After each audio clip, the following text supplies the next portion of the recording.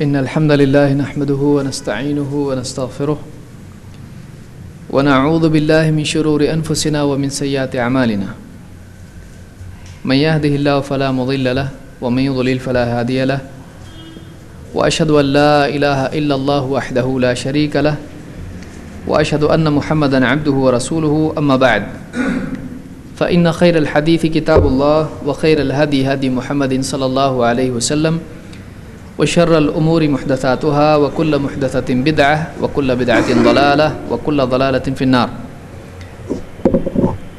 قال النبي صلى الله عليه وسلم عليك بالصوم فإنه لا مثل له. امام احمد نے اور امام النسائی نے ایک حدیث نقل کی ہے جس میں اللہ کے نبی صلی اللہ علیہ وسلم نے فرمایا علیک بالصوم فإنہ لا مثل لہ. خاص طور سے روزے کا اہتمام کر، اس لیے کہ روزے کی طرح کوئی اور عمل نہیں ہے. صوم جس کو ہمارے ہاں روزہ کہتے ہیں، عربی زبان میں اس کا نام صوم ہے. تو صوم کا اہتمام کر، اس لیے کہ صوم کے مثل کوئی عمل نہیں ہے، روزے کی طرح کوئی عمل نہیں ہے. یہ عمل اگرچہ مشقت والا عمل ہے، لیکن اس میں قلب کی طہارت و پاکیزگی کا حصول ہوتا ہے. جب آدمی کے پیٹ میں کھانا نہیں ہوتا ہے اور وہ اپنے آپ کو شہوات سے دور رکھتا ہے تو مادیت کا جو بوجھ اس پر ہے وہ ہلکا ہو جاتا ہے اور اس کا روحانی پہلو اس پر غالب آتا ہے. جب دنیاوی لذتیں انسان پر غالب ہوتی ہیں تو اس کی طبیعت میں اللہ سے قرب اور آخرت کا سفر طے کرنا اس کے لیے مشکل ہو جاتا ہے. لیکن جب آدمی کے اوپر سے آلائشیں، گندگیاں، جو بھی نفس کی گندگیاں ہیں، اور صرف نفس کے تقاضے پورا کرنے کا مزاج جب آدمی میں پیدا ہو جاتا ہے تو ایسا مزاج آدمی کو مزید اللہ سے دور کرتا ہے اور نفس کے پیچھے دوڑنا ایک انسان کو دنیا میں بھی ذلیل کرتا ہے. لہٰذا صوم کا عمل ایک ایسا عمل اللہ کی طرف سے ہم کو ملا ہے جس سے دنیا میں ہم اپنے آپ کو تھوڑی دیر کے لیے صحیح نفس کی ضروریات سے دور رکھتے ہوئے اللہ کا قرب حاصل کرنے کی کوشش کریں. اسی لیے آپ نے فرمایا علیک بالصوم فإنہ لا مثل لہ. روزے کا اہتمام کر، اس لیے کہ اس کی طرح اور کوئی عمل نہیں ہے. اور اللہ کے نبی صلی اللہ علیہ وسلم ہر ہفتے میں پیر اور جمعرات کا روزہ رکھتے تھے. اسی طرح سے آپ صلی اللہ علیہ وسلم مہینے کے 3 روزے 13، 14، 15 اسلامی تاریخوں کے اعتبار سے یہ 3 روزے رکھتے تھے، اور اس کے علاوہ بھی آپ روزے رکھا کرتے تھے. ہم میں سے کسی کے لیے آسان ہوتا ہے، کسی کے لیے مشکل ہوتا ہے، اور یہ فرض تو نہیں ہے، لیکن واقعی اس میں اس کا اہتمام آدمی کے لیے اس کے نفس پر غالب آنے کا بہت اچھا طریقہ ہے. یہ روزوں کا اہتمام آدمی کو نفس پر غالب آنا سکھاتا ہے، اور شہوتوں کا پورا کرنا نفس کے غلبے کی قوت کو بڑھاتا ہے. ایک آدمی اپنی ہر تمنا پوری کرے، ہر لذت کا استعمال کرے، ہر لذت پوری کرے، ہر لذت اٹھائے، تو ایسا کرنا اس کے نفس کو قوی کر دیتا ہے، اور پھر نفس انسان کو جہاں چاہتا ہے گھسیٹتا ہوا لے جاتا ہے. لیکن نفس کو اس کی ضروریات سے روکا جائے، اگر ہمیشہ نہ ہو تو کبھی کبھی اس کو تکلیف دی جائے، اس کو روکا جائے، اپنی لذتوں کی طلب سے اس کو باز رکھا جائے، اس کی تسکین نہ کی جائے، تو پھر اس کو رکنے کی عادت پڑتی ہے. اور پھر واقعی ایسے وقت میں جب کہ نفس کو روکنا ضروری ہوتا ہے، ایسے وقت میں نفس جو پوری طاقت لگا رہا ہوتا ہے، اس وقت میں اس کو روکنا آسان ہوتا ہے. ورنہ آدمی اپنے آپ کو گناہ سے نہیں بچا پاتا ہے۔ ابھی جو چیزیں آپ سن رہے تھے اس میں ایک بہت بڑی بات یہ ہے کہ اگر رکنے کی تربیت ابتدا سے مل جائے تو عین جب انسان کی شہوات عروج پر ہوتی ہیں اس وقت میں رکنا آسان ہو جاتا ہے، لیکن اگر نفس بالکل بے لگام ہو پھر آپ عین وقت پہ اس کو کسی دن روکنے کی کوشش کریں جبکہ نفس ایک دم غالب آنے کی کوشش کر رہا ہو تو اس وقت وہ آپ کی بات نہیں مانے گا۔ لہٰذا صوم اس میں ایک بہت بڑا یعنی ذریعہ ہے جس کے ذریعے سے ایک آدمی اپنے آپ کو پابند بنا سکتا ہے۔ اسی لیے اللہ نے فرمایا کہ کتب علیکم الصیام کما کتب علی الذین من قبلکم، وجہ کیا بتائی اللہ نے؟ لعلکم تتقون، تم پر روزے فرض کر دیے گئے، کیوں؟ تاکہ تم میں تقوی پیدا ہو، بچنے کا مزاج پیدا ہو، بچنے کی استعداد پیدا ہو گناہوں سے۔ انہی روزوں میں سے جو ابھی ایام آگے آ رہے ہیں، اور میں سمجھتا ہوں آنے والا سنیچر اور اتوار یہ 2 دن ہیں جس میں عاشورہ کا روزہ ہے، محرم کی 9 اور 10 تاریخ ہیں۔ اس اعتبار سے ہمارے لیے شرعی حکم کیا ہے اور ہم کو عاشورہ سے متعلق کیا باتیں یاد رکھنا چاہیے، آج کی اس مختصر گفتگو میں اسی صوم یا اسی روزے کے بارے میں ہم کچھ باتیں دیکھیں گے۔ عاشورہ کے روزے کی فضیلت کیا ہے؟ پچھلے درس میں ہم جہاں رکے تھے ہم وہیں سے ابھی شروع کریں گے۔ اللہ کے نبی صلی اللہ علیہ وسلم کے بارے میں ابو قتادہ رضی اللہ تعالیٰ فرماتے ہیں سئل عن صوم یوم عرفہ فقال یکفر السنۃ الماضیہ والباقیہ۔ اللہ کے نبی صلی اللہ علیہ وسلم سے عرفہ کے روزے کے بارے میں پوچھا گیا اس کی کیا فضیلت ہے، تو آپ نے فرمایا عرفہ کا 1 دن کا روزہ یہ پچھلے اور اگلے 2 سال کے گناہوں کا کفارہ بن جاتا ہے، 2 سال کے گناہوں کی مغفرت ہو جاتی ہے۔ قال وسئل عن صوم یوم عاشورہ، فرماتے ہیں کہ اللہ کے نبی صلی اللہ علیہ وسلم سے عاشورہ کے روزے کے بارے میں پوچھا گیا، فقال یکفر السنۃ الماضیہ، آپ نے فرمایا کہ عاشورہ کا روزہ پچھلے پورے 1 سال کے گناہوں کا کفارہ ہو جاتا ہے۔ 1 دن کی بھوک 1 سال کے گناہوں کا کفارہ بن جاتی ہے۔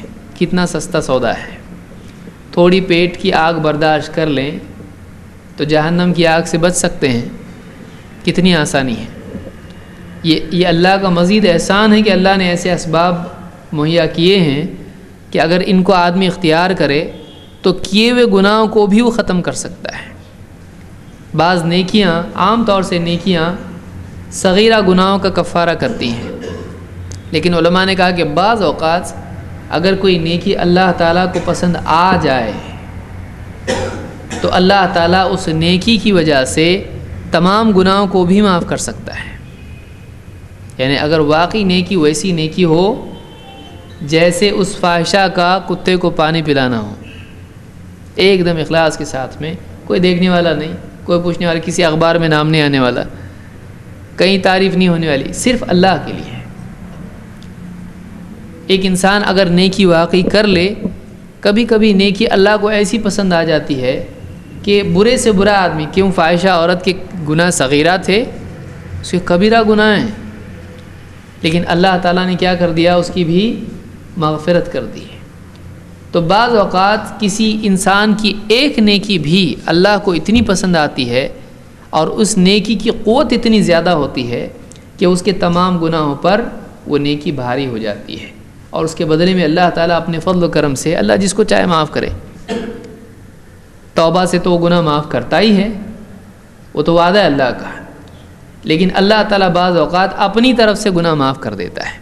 اسی لیے اللہ نے کیا فرمایا کہ ان اللہ لا یغفر ان یشرک بہ ویغفر ما دون ذلک لمن یشاء، یہ توبہ والے کے لیے نہیں ہے، یہ بغیر توبہ والے کے لیے ہے۔ کیوں؟ کیا وعدہ ایسا ہوگا کہ اللہ تعالیٰ شرک کی مغفرت تو نہیں کرتا ہے، لیکن اس کے سوا جس گناہ کی آدمی چاہے توبہ کرے اللہ جس کو چاہے گا معاف کرے گا۔ ارے توبہ جب کی ہے تو اس کو تو معاف کرے گا ہی اللہ۔ پھر جب توبہ کے سلسلے میں یہ نہیں آئے گا کہ اللہ جس کو چاہے اس کی توبہ قبول کرے، توبہ تو قبول کرتا ہی ہے، لیکن اگر توبہ نہیں کیے کسی نے اور گناہ ہیں اس کے، اللہ اپنے فضل سے معاف کر سکتا ہے، کیونکہ توبہ میں مشیت کا معاملہ نہیں ہے، وہ تو وعدہ ہے جو بھی توبہ کرے گا اللہ معاف کرے گا۔ لیکن یہاں کیا کہا جا رہا ہے؟ اللہ جس کی چاہے گا مغفرت کرے گا، کسی کی کرے گا کسی کی نہیں کرے گا۔ لیکن توبہ کا ایسا ہو سکتا ہے توبہ کی اور مغفرت نہیں ہوئی؟ نہیں، اللہ تعالیٰ ہر ایک کی توبہ قبول کرتا ہے۔ تو معلوم ہی ہوا کہ کبھی ایسا ہوتا ہے کہ اللہ تعالیٰ اپنے فضل سے کسی کے سارے گناہ معاف کر دیتا ہے اور کسی کا کوئی گناہ معاف کر دیتا ہے، اللہ کی مرضی۔ اس لیے نیکیوں کو اس اعتبار سے کرنا چاہیے کہ یہ ایک نیکی ایسی میری ہو جائے کہ اللہ تعالیٰ اس ایک نیکی کو ایسا پسند کرے کہ اللہ میرے گناہ کو معاف کر دے۔ اور نیکی ایسی ہو سکتی ہے، بتائیے ایک فاحشہ عورت کی ہو سکتی ہے تو دوسرے کی نہیں ہو سکتی ہے؟ کیوں نہیں ہو سکتی ہے؟ لیکن وہ کیفیات اپنے اندر نیکی کے لیے، اخلاص اور وہ اللہ سے قرب اور وہ اللہ کا استحضار، وہ سارے معاملات اس میں ہونا چاہیے۔ ہر وقت یہ مشکل ہوتا ہے، لیکن آدمی کو کوشش کرنا چاہیے کہ جتنا ہو سکے اس سے ایسی نیکیاں ہوں کہ جس میں واقعی اللہ کا قرب اس کو خود محسوس ہو، واقعی اللہ کے سوا کوئی اور مقصود نہ ہو، اللہ کے سوا کوئی مقصود نہ ہو، تو یہ نیکی جو ہے واقعی قیمتی بنتی ہے۔ تو یہاں اس حدیث سے بات معلوم ہوئی کہ عاشورہ کا روزہ پچھلے ایک پورے سال بھر کے گناہوں کا کفارہ ہو جاتا ہے۔ تو گناہ کا معاف کرنا اللہ ہی کا خاصہ ہے، ان اللہ یغفر الذنوب جمیعا، اللہ نے کہا اللہ تعالیٰ تو وہ ہے کہ جو تمام گناہوں کی مغفرت کر دیتا ہے، اللہ چاہے تو سارے گناہوں کی مغفرت کر دے۔ تو ایک دن کا روزہ ہے بنیادی طور پر 10 محرم کا، لیکن اس کے ساتھ میں ایک دن اور بھی اللہ کے نبی صلی اللہ علیہ وسلم نے جوڑ دیا، اور یہ دونوں روزے فرض نہیں ہیں بلکہ کیا ہیں؟ یہ مستحب ہیں، یا اس کو زیادہ سے زیادہ سنت کہا جا سکتا ہے۔ عبداللہ ابن عباس رضی اللہ تعالیٰ فرماتے ہیں کہ حین صام رسول اللہ صلی اللہ علیہ وسلم یوم عاشورہ وامر بصیامہ، جب اللہ کے رسول صلی اللہ علیہ وسلم نے عاشورہ کا روزہ رکھا خود بھی اور صحابہ کو بھی رکھنے کے لیے کہا، قالوا یا رسول اللہ انہ یوم تعظمہ الیہود والنصارى، کہ یہ ایک ایسا دن ہے عاشورہ کا دن کہ جس کی یہود و نصارہ تعظیم کرتے ہیں، اس کو بہت بڑا دن مانتے ہیں۔ فقال رسول اللہ صلی اللہ علیہ وسلم فإذا كان العام المقبل ان شاء اللہ سمن اليوم التاسع، کہ جب اگلا سال ہوگا تو انشاءاللہ ہم 9 کا روزہ رکھیں گے، 9 محرم کا روزہ رکھیں گے۔ قال فلم يأت العام المقبل حتى توفی رسول اللہ صلی اللہ علیہ وسلم، کہتے ہیں کہ پھر اگلا سال آیا بھی نہیں تھا کہ اللہ کے رسول صلی اللہ علیہ وسلم کی وفات ہو گئی۔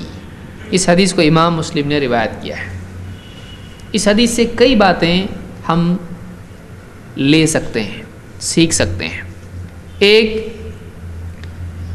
اللہ کے نبی صلی اللہ علیہ وسلم کے بارے میں ہم نے پچھلے درس میں دیکھا تھا کہ ابتدائی مرحلے میں آپ اہل کتاب کی موافقت کرتے تھے ایسے امور میں جہاں وحی نازل نہیں ہوتی تھی، لیکن بعد میں آپ کا طریقہ یہ ہو گیا کہ آپ ان معاملات میں جو اہل کتاب کے معاملات ہیں آپ مخالفت ان کی اختیار کرتے تھے، آپ یعنی ایسا طریقہ اختیار کرتے تھے جو اہل کتاب سے ہٹ کے ہو، ایک اسلامی تشخص قائم ہو، ہم ان کے ساتھ ملے جلے نہ رہیں، ہم اپنے آپ کو الگ کریں۔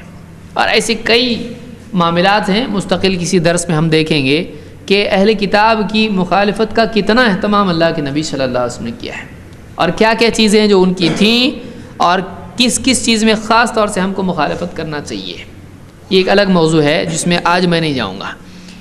تو بعد کے دور میں اللہ کے نبی صلی اللہ علیہ وسلم کا طریقہ یہ ہو گیا کہ جو اہل کتاب کا شعار تھا اور اس شریعت میں وہ نہیں ہے، آپ اس سے الگ راہ اختیار کرتے تھے، آپ اس کی مخالفت ہی کو اسلامی شعار قرار دیتے ہوئے صحابہ کو اسی کی تعلیم دیتے تھے.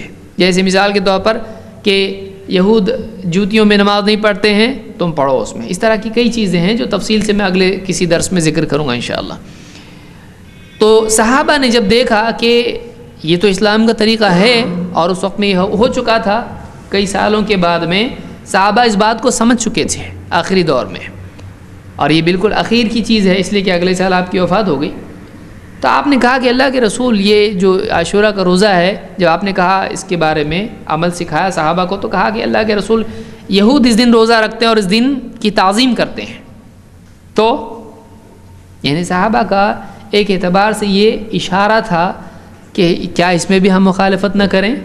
جیسے حیض کے معاملات میں صحابہ نے پوچھا تھا تو کیا ہم اس میں مخالفت نہ کریں. تو آپ نے کہا کہ اگلے سال اگر ہم رہے تو ہم 9 کا روزہ رکھیں گے.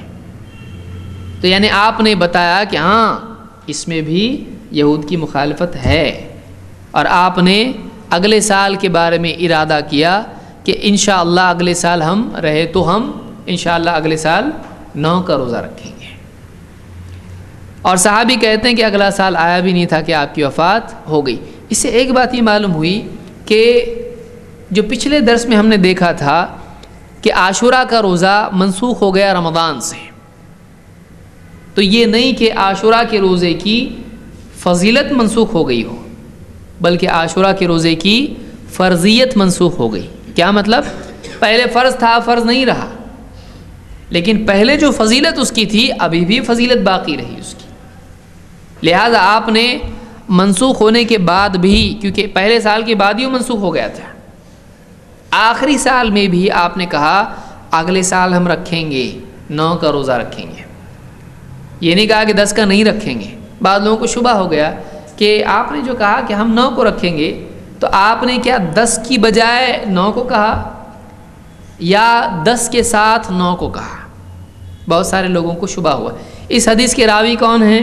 اس حدیث کے راوی عبداللہ ابن عباس ہیں. آئیے ہم دیکھتے ہیں اس مزید اس سلسلے میں انہی سے کیا تفصیل ملتی ہے. حکم ابن اعرج کہتے ہیں انتہیت الی ابن عباس رضی اللہ عنہما، میں ابن عباس رضی اللہ تعالیٰ عنہ کے پاس پہنچا. وَهُوَ مُتَوَسِّدٌ رِدَاءَهُ فِي زمزم، وہ زمزم کے ہاں بیٹھے ہوئے تھے اور اپنی چادر سے ٹیک لگائے بیٹھے تھے. چادر کو لپیٹ کے اس کو ٹیک لگا کے آدمی بیٹھتا ہے، بیٹھے تھے. فَقُلْتُ لَهُ أَخْبِرْنِي عَنْ صَوْمِ عَاشُورَا، میں نے کہا مجھ کو بتائیے عاشورہ کے روزے کے بارے میں، کب رکھنا چاہیے، اس کی تاریخ کیا ہے، کس دن رکھنا چاہیے. فقال اذا رأيت ہلال المحرم فاعدد، جب تو محرم کا ہلال دیکھے تو اب گننا شروع کر، یا اس کو یاد رکھ اس تاریخ کو. وَأَصْبِحْ يَوْمَ التَّاسِعِ صَائِمًا، اور 9ویں دن تو روزہ دار ہو، 9واں دن جب آئے روزہ رکھ. قلت هكذا كان رسول اللہ صلی اللہ علیہ وسلم يصومه، کہتے میں نے پوچھا کہ کیا اللہ کے رسول صلی اللہ علیہ وسلم اسی طرح روزہ رکھتے تھے، یعنی کہ آپ 9 کو روزہ رکھتے تھے. قال نعم، عبداللہ ابن عباس نے کیا جواب دیا؟ ہاں، اللہ کے نبی صلی اللہ علیہ وسلم کا یہی طریقہ تھا روزہ رکھنے کا عاشورہ کا 9 محرم کو. پچھلی حدیث کس نے روایت کی ہے؟ ابن عباس. اور وہ کیا کہہ رہے ہیں؟ اگلا سال آپ نے کہا اگلے سال ہم رہے تو 9ویں کو روزہ رکھیں گے، اور اگلا سال آیا نہیں کہ آپ کی وفات ہو گئی، یعنی آپ نے 9 کو روزہ رکھا. اور یہاں کیا کہہ رہے ہیں؟ پوچھنے والا پوچھ رہا ہے کہ روزہ کیسے رکھنا چاہیے؟ کہا کہ 9ویں کو روزہ رکھو، 9 محرم کو روزہ رکھو. کہا کیا اللہ کے رسول صلی اللہ علیہ وسلم کا یہ طریقہ تھا؟ کہا ہاں.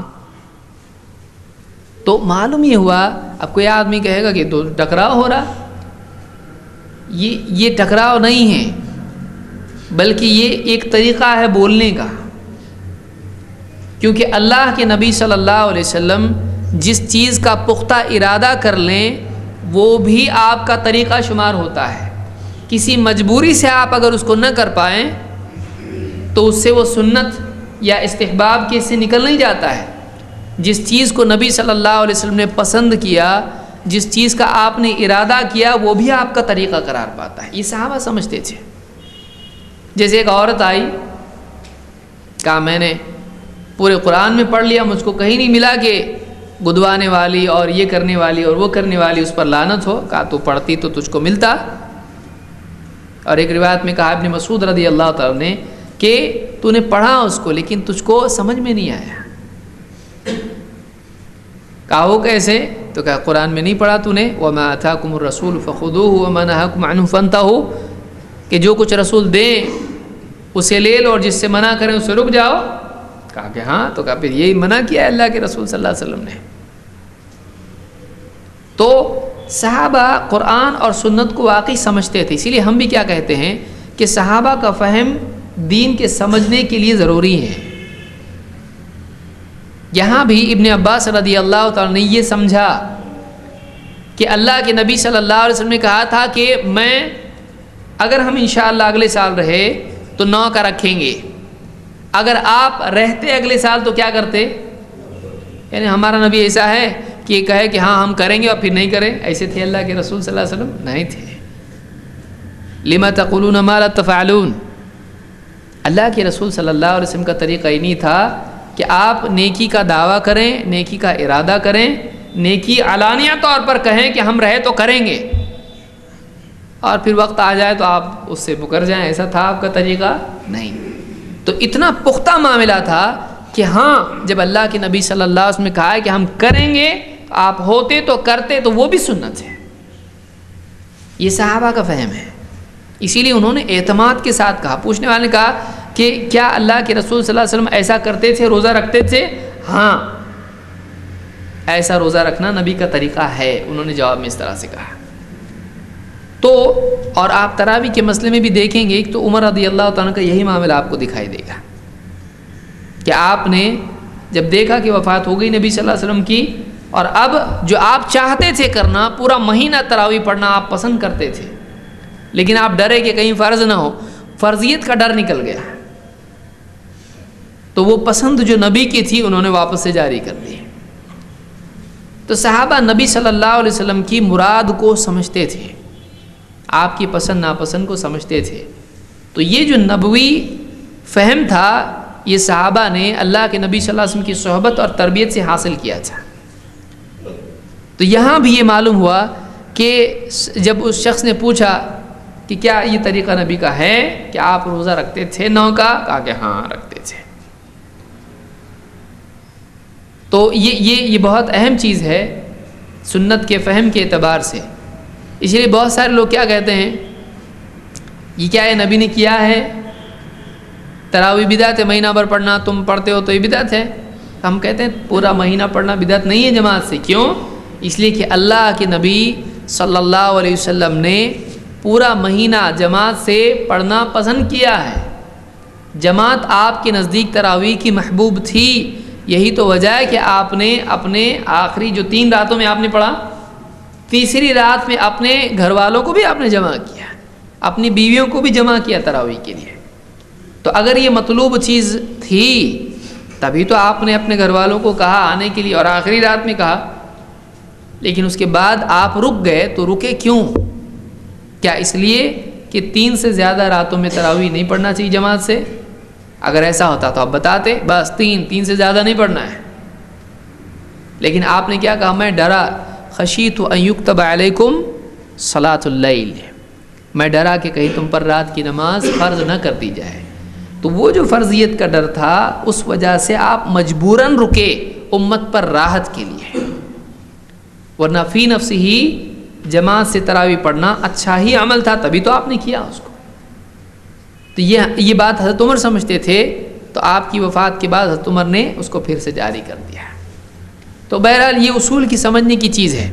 تو اس سے ایک بات یہ معلوم ہوئی کہ 9 کا روزہ یہاں، لیکن پھر ایک بات سمجھ میں نہیں آ رہی ہے کہ آپ نے کہا کہ اگلے سال ہم رہے تو 9 کا روزہ رکھیں گے، اور یہاں بھی صحابی کہہ رہے ہیں کہ محرم کی تاریخ جب محرم کا ہلال دکھائی دے گننا شروع کر، اور 9 تاریخ آئے تو روزہ رکھ. یہاں 10 کا کوئی ذکر نہیں آ رہا ہے. اس وجہ سے بعض لوگوں نے کہا کہ عاشورہ کا روزہ یہود کی مخالفت کی وجہ سے 10ویں کی بجائے 9ویں کو رکھنا چاہیے، لیکن یہ بات صحیح نہیں ہے۔ کیوں؟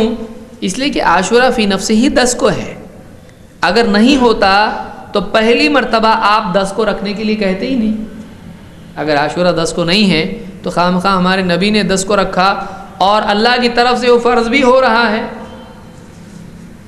یعنی ایک غلطی پر کیا نبی کا اور اللہ کا اقرار ہوگا؟ اگر عاشورہ 10 کو نہیں ہے تو اصلاً اللہ کے نبی صلی اللہ علیہ وسلم عاشورہ کا حکم دیتے ہی نہیں،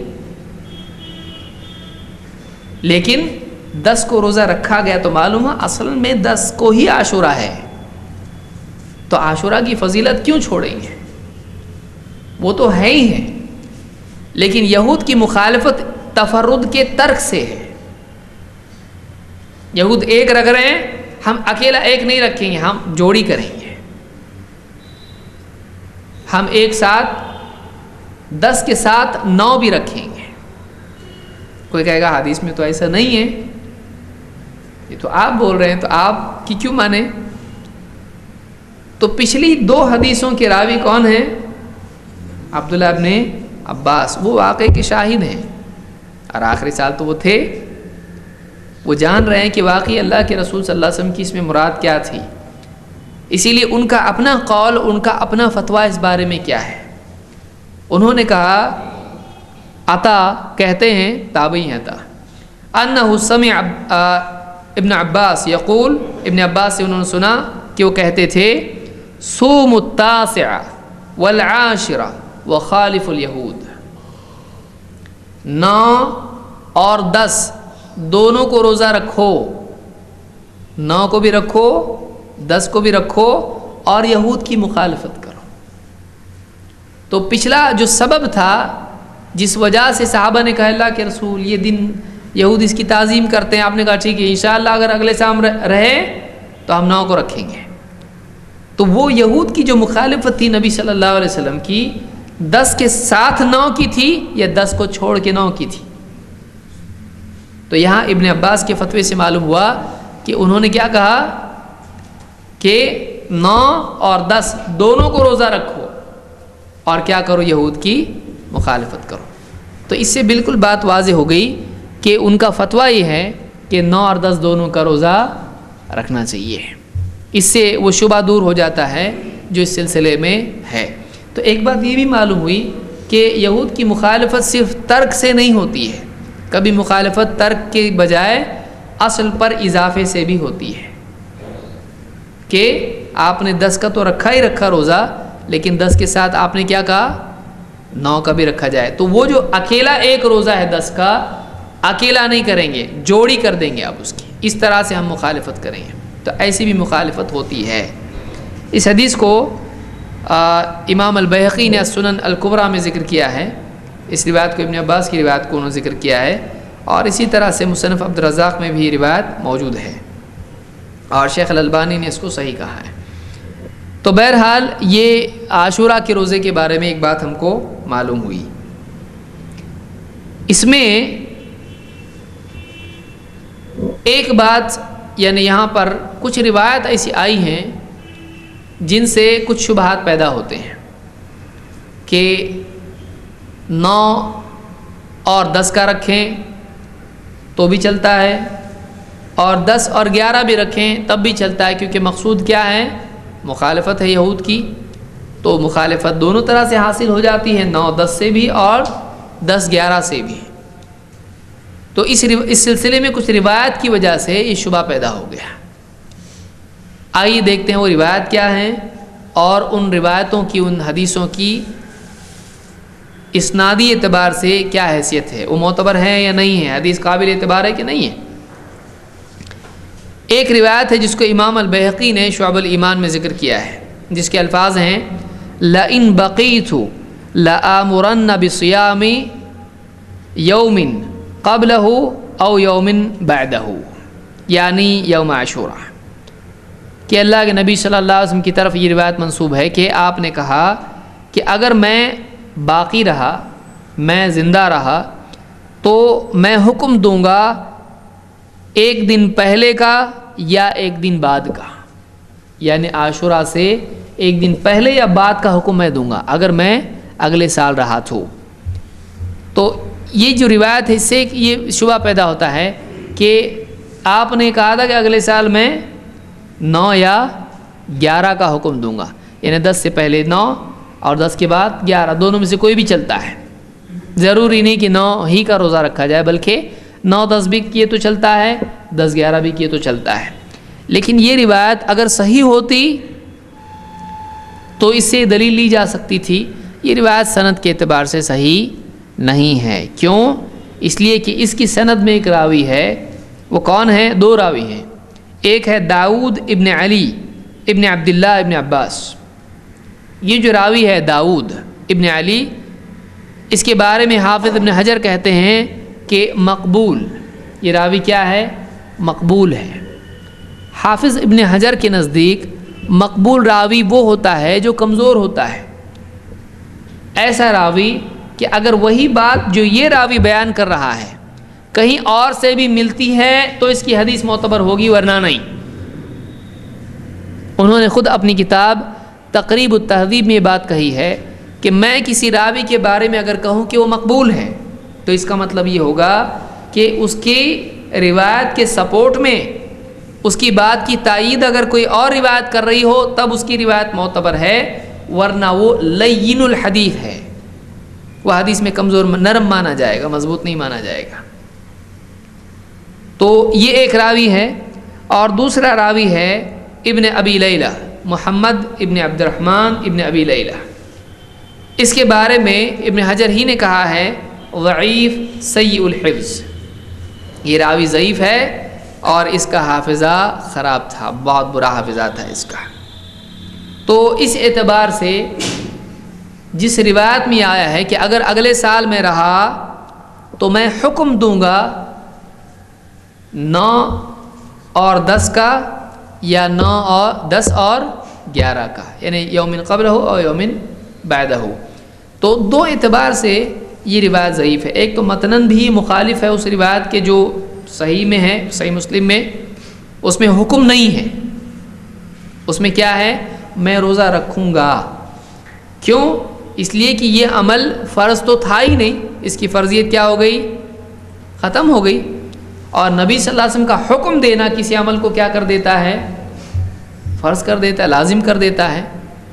تو میں حکم دوں گا، تو آپ نے تو حکم پہلے دیا تھا، اب حکم باقی نہیں رہا، اب یہ عمل کیا رہے گا؟ صرف مستحب رہے گا۔ تو متن کے اعتبار سے بھی مخالف ہے۔ اور دوسرے یہ کہ سند میں 2 پرابلم ہیں کہ ایک راوی اس میں داؤد نام کا ہے، وہ کیا ہے؟ مقبول ہے، اور دوسرا راوی ہے محمد ابن عبد الرحمن ابن ابی لیلہ، یہ راوی بھی کیا ہے؟ یہ ضعیف ہے، اس کا حافظہ خراب تھا، اس نے غلطی کی اس میں۔ بلکہ صرف اتنا نہیں ہے، اس نے اس اعتبار سے کئی اور روایتیں نقل کی ہیں جو خود اس کی روایت کے مخالف ہیں۔ ایک آدمی اپنی ہی روایت کی مخالف روایت بیان کرے، اس سے زیادہ آپ کو اس کے حافظے کے خراب ہونے کی کیا دلیل چاہیے؟ اتنی دلیل کافی ہے۔ اسی راوی نے ایک اور روایت نقل کی ہے، کیا؟ صوموا یوم عاشوراء وخالفوا فیہ الیہود صوموا قبلہ یوما او بعدہ یوما، کہ عاشوراء کا روزہ رکھو اور یہود کی اس میں مخالفت کرو، اس سے ایک دن پہلے یا ایک دن بعد روزہ رکھو۔ تو یہاں پر پچھلی روایت میں کیا تھا؟ میں اگر اگلے سال رہا تو حکم دوں گا، تو ابھی تک دیے ہیں نہیں۔ اب اس میں کیا ہے؟ حکم دے دیا کہ ایک دن پہلے روزہ رکھو یا ایک دن بعد میں روزہ رکھو۔ تو اس روایت میں اس کی روایت میں کون سا راوی ہے؟ وہی راوی ہے محمد ابن عبد الرحمن ابن ابی لیلہ، ابن ابی لیلہ نام سے وہ مشہور ہے۔ تو اس میں ابن ابی لیلہ راوی ہے اور جس کا حافظہ خراب ہو چکا تھا، تو اس میں پھر وہی راوی نقل کر رہا ہے جو اپنی روایت کی مخالف بیان کر رہا ہے، کہ ایک میں کہتا ہے کہ آپ نے کہا اگلے سال میں رہا تو حکم دوں گا، ایک میں کہتا ہے کہ آپ نے حکم ایسا دے دیا، ایک دن پہلے یا ایک دن بعد میں۔ اور اسی راوی نے ایک اور روایت نقل کی ہے، وہ اس اعتبار سے ہے کہ جس میں 9 اور 11 دونوں کا روزہ آ رہا ہے۔ لیجئے، ایک بار کہتا ہے کہ اگر میں اگلے سال رہا تو میں حکم دوں گا. دوسری روایت میں کہہ رہا ہے، خود نقل کر رہا ہے کہ رکھو 9 یا 11 کا 10 کے ساتھ میں. اور تیسری روایت نقل کر رہا ہے 9 اور 11 دونوں کا رکھو. کیا روایت ہے؟ صوموا یوم عاشوراء وخالفوا فیہ الیہود صوموا قبلہ یوما وبعدہ یوما. عاشوراء کا روزہ رکھو اور مخالفت کرو یہود کی. روزہ رکھو ایک دن پہلے بھی اور ایک دن بعد بھی، یعنی کل ملا کے کتنے روزے ہو گئے؟ 10 کے ساتھ میں 3، 9 کا بھی، 10 کا بھی، 11 کا بھی. تو یہ روایت جو ہے یہ مسند احمد کی روایت ہے. پچھلی روایت بھی مسند احمد میں ہے اور یہ روایت صحیح نہیں ہے. یہ روایت صحیح نہیں ہے اس لیے کہ اس میں وہی راوی ہے جو ضعیف ہے. تو اس اعتبار سے یہ جو عمل ہے عاشوراء کے سلسلے میں، صحیح بات یہی ہے کہ آدمی کو چاہیے کہ وہ 9 اور 10 کا روزہ رکھے اور اس کے علاوہ روزہ نہ رکھے. بعض علماء نے کہا ہے کہ اگر کسی کا 9 چھوٹ جاتا ہے تو وہ 10 اور 11 کو روزہ رکھے، لیکن زیادہ مضبوط بات یہی لگتی ہے کہ ایسا نہیں کرنا چاہیے، بلکہ آدمی کو چاہیے کہ جس کا 9 چھوٹ جائے وہ 10 کو روزہ رکھے. کیوں؟ اس لیے کہ اگر ایسا ہوتا کہ مخالفت دونوں طرح سے حاصل ہو جاتی تھی، جوڑی اگر مقصود تھی، تو آپ صلی اللہ علیہ وسلم خود کہتے کہ اگلے سال ہم رہے تو 9 کو رکھیں گے یا 11 کو رکھیں گے، یا آپ کہتے کہ تم اس طرح سے مخالفت کرو. ابن عباس بھی تعین کر رہے ہیں. ابن عباس کیا کہہ رہے ہیں؟ یہود کی مخالفت کرو، عاشوراء کا روزہ رکھو اور 9 اور 10 کو روزہ رکھو. وہ یہ نہیں کہہ رہے ہیں کہ 9 اور 10 کو رکھو اور جیسے آج ہم سوچ رہے ہیں ہو سکتا ہے کسی کو 9 کا رہ جائے تو کیا کرے، پھر 10 اور 11 کا رکھے. وہ نہیں کہہ رہے ہیں کہ 9 اور 10 یا 10 اور 11 رکھو. وہ 9 کی تعین کر رہے ہیں. کیوں؟ اس لیے کہ اللہ کے نبی صلی اللہ علیہ وسلم نے اسپیسیفکلی تعیناً آپ نے ذکر کیا کہ 9 کو ہم روزہ رکھیں گے. تو ہم کو بھی چاہیے کہ ہم کیا کریں؟ 9 اور 10 کا روزہ رکھیں. کسی کا 9 چھوٹ جاتا ہے، اگر وہ 9 کے ساتھ 9 کی بجائے 10 اور 11 رکھتا ہے، گناہ نہیں ہوگا، کیونکہ 11 کو روزہ رکھنا کیا ہے؟ حرام ہے؟ نہیں، کبھی بھی روزہ رکھ سکتا ہے آدمی نفل. لیکن اس کے لیے صحیح بات یہی ہے کہ وہ 9 اور 10 کو رکھے، 9 اور 10 کو. اور اگر صرف 10 کو روزہ رکھتا ہے، 9 کو نہیں، تو کیا چلتا ہے یا نہیں چلتا ہے؟ تو اس میں علماء نے کہا ہے کہ اس میں کوئی حرج نہیں ہے، اس لیے کہ خود ہی روزہ فرض نہیں ہے، نہ 9 کا فرض ہے نہ 10 کا فرض ہے. تو اگر آدمی صرف 10 کا بھی رکھے تو کوئی مسئلہ نہیں ہے. تو کسی کا 9 چھوٹ جائے تو وہ صرف 10 کو روزہ رکھے تو اس میں کوئی حرج نہیں ہے. محرم کا مہینہ جب آتا ہے تو کئی محرمات لوگ لے آتے ہیں. تعزیے مختلف بستیوں میں بیٹھتے ہیں اور بہت شوق لے کر، ابھی تو بہت کم ہو گیا ہے لیکن کچھ علاقوں میں ابھی بھی یہ اپنی پوری شان و شوکت اور اپنی رونق کے ساتھ باقی ہے. کیا کرتے ہیں؟ لکڑیوں کی ایک بلڈنگ بناتے ہیں، ٹیمپرری ریسیڈنس، جس میں کہیں سے دروازہ نہیں ہے. وہ کیا ہے؟ تعزیہ کیا ہے؟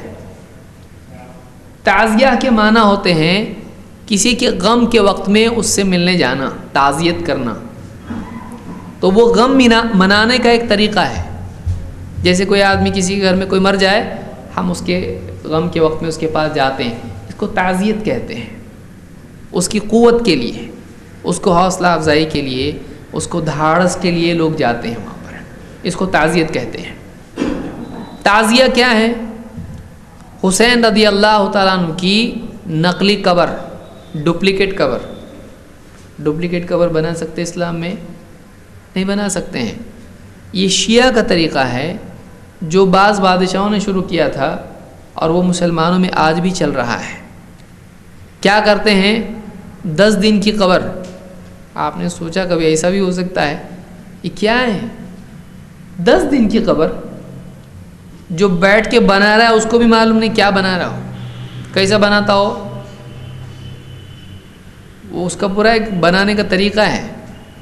وہ بامبو جو ہے اس کو چھیل کے اس کے لکڑیاں اس کی کاٹی جاتی ہیں، پھر اس کے بعد میں وہ لکڑیوں کو دھاگے سے باندھتے ہیں، پھر اس کے اوپر چمکی چمچم پورا ایک دم چمکی والی قبر، پھر اس کے اوپر ہرے جھنڈے اور اس کے اوپر گنبد بناتے ہیں. گنبد قبر پہ اس طرح کی تعمیر بھی منع ہے.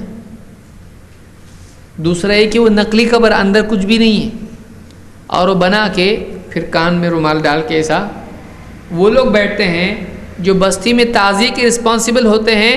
نماز سے ان کا کچھ لین دین نہیں ہوتا ہے، وہ سال بھر ایبسنٹ ہوتے ہیں، اور یہ 10 دن جو ہوتے ہیں اس میں ایک دم 24/7 جس کو آپ بولتے ہیں کہ جو فل ٹائم ورکر ہوتے ہیں وہ بیٹھتے ہیں تعزیے کے بعد.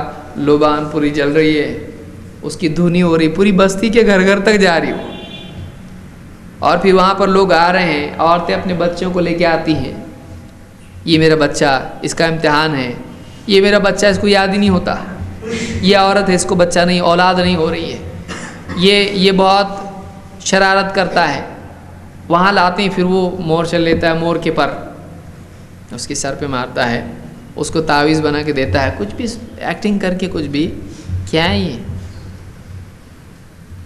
مور کے پر سے کیا ہونے والا ہے؟ مور کے پر اور اس کا سر دونوں کی کوئی کیمیکل ری ایکشن ہونے والا ہے؟ کوئی کیمیکل ری ایکشن بھی نہیں ہوتا ہے. تو اس طرح سے، اور پھر 10واں دن جب آتا ہے پھر تو پوری جو ہے میوزک شروع ہو جاتی ہے، وہ پورے تاشے اور ڈھول شروع ہو جاتے ہیں، اور پورا آرکیسٹرا وہ گاڑی کے اوپر سجایا جاتا ہے، اور موونگ میوزک، چلتی پھرتی میوزک خانہ اسلام میں جائز ہے. یہ پورا نقارہ بجاتے ہیں، اور اس کے بعد میں وہ ایک یہ بنتا ہے شیر بغیر دم کا، وہ پیلے. اب بہت سارے علاقوں میں لوگوں کو معلوم بھی نہیں ہوگا، یہ ہم لوگ بچپن سے دیکھتے آ رہے ہیں. وہ شیر بنتا ہے، وہ کسی کی ماں نے اگر کچھ نظر کی ہو، بچہ نہیں ہو رہا ہو گیا تو میں شیر علی بناؤں گی اس کو، وہ شیر و حیدر.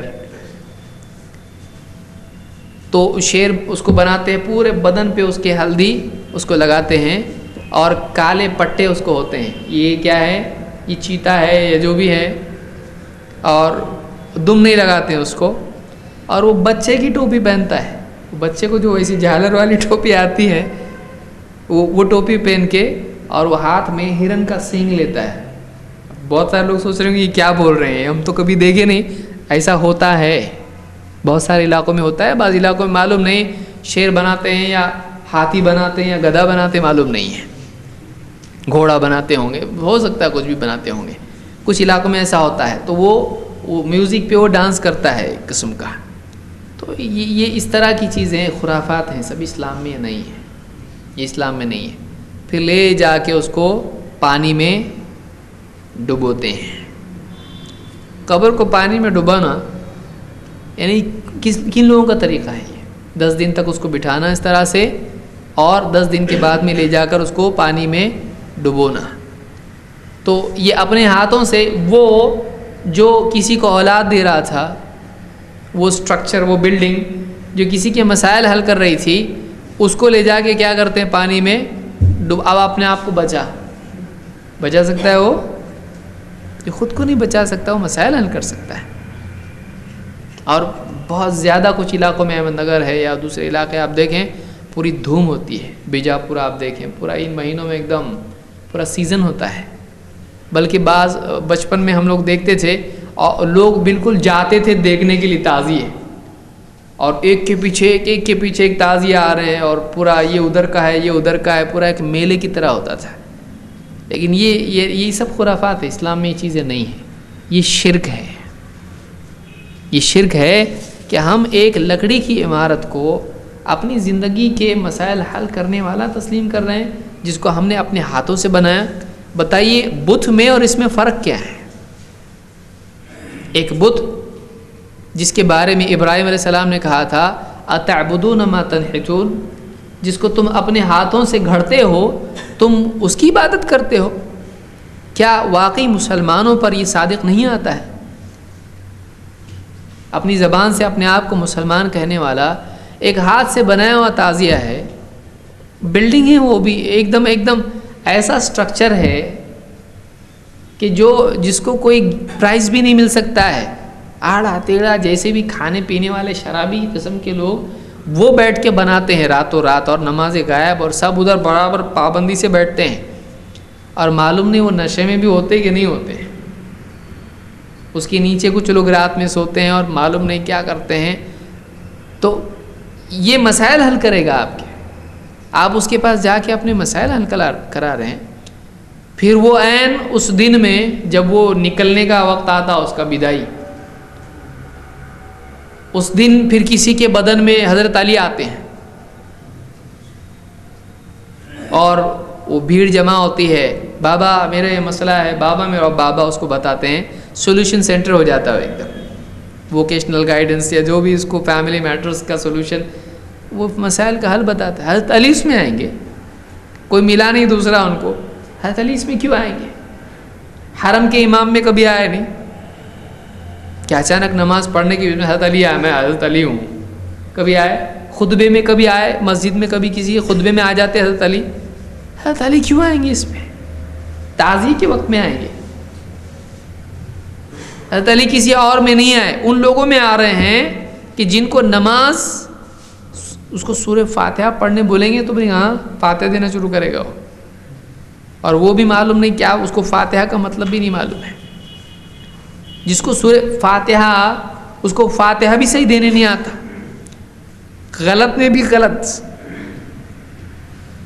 بعض اوقات کوئی آدمی غلط ہے، غین لام اور توئے کی بجائے گاف لام اور تا لکھ دے تو غلط کو بھی غلط لکھا ہے اس نے، ہے کہ نہیں؟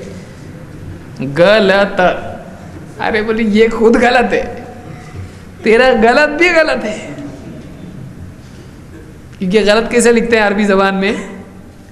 غین لام اور تو، توئے جیسا یہاں ہمارے یہاں بولتے ہیں. اس کو کوئی لکھے گاف ڈنڈی والا، دو ڈنڈیوں والا، کاف کا تھوڑا بڑا بھائی، وہ عربی میں تو ہے ہی نہیں.